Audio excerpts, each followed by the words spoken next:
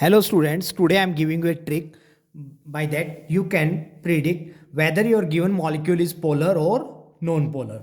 So what is the trick? Trick is that if your molecule is satisfying any one condition means which one condition? First is side atom are different and second one is lone pair should be on central atom. If any one condition is satisfied by the given molecule, you can say the given molecule will be polar. For example, SO2. In SO2, the side atom are O. So side atom are same. So that condition is not true. But when we draw the structure of SO2, we know there is lone pair. There is a lone pair on sulfur atom. There is a lone pair of sulfur atom means presence of lone pair in central atom. So we can say that SO2 is polar. But when we draw the structure of CO2, side atom are same. So first condition is not satisfied and there is no lone pair on carbon atom means central atom. So second condition is also not satisfied. That's why we can say this CO2 is non-polar. Another example is like PCl5.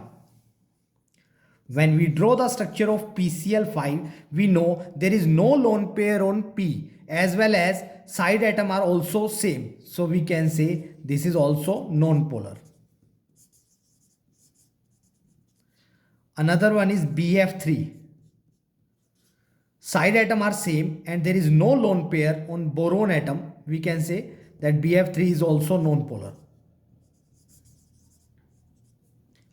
If we see the BRF3, we know in BRF3 there are lone pair present on bromine atom. Side atom are same means first condition is not satisfied, but because lone pair are present on central atom means second condition is satisfied. That's why we can say it is polar.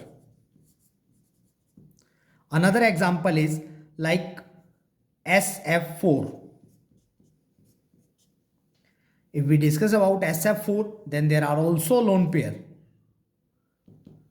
There are also lone pair present on sulfur atom and F atom that are same means first condition is not satisfied. First condition is not satisfied, but second condition is satisfied. That's why we can say then SF4 is also polar. Another example, NH3. In NH3, the side atom are same means first condition is not satisfied, but there are lone pair present on central atom means second condition is satisfied. It means it is also polar. So in short, we can say if your compound is satisfying any one of that condition means your compound would be polar. Thank you.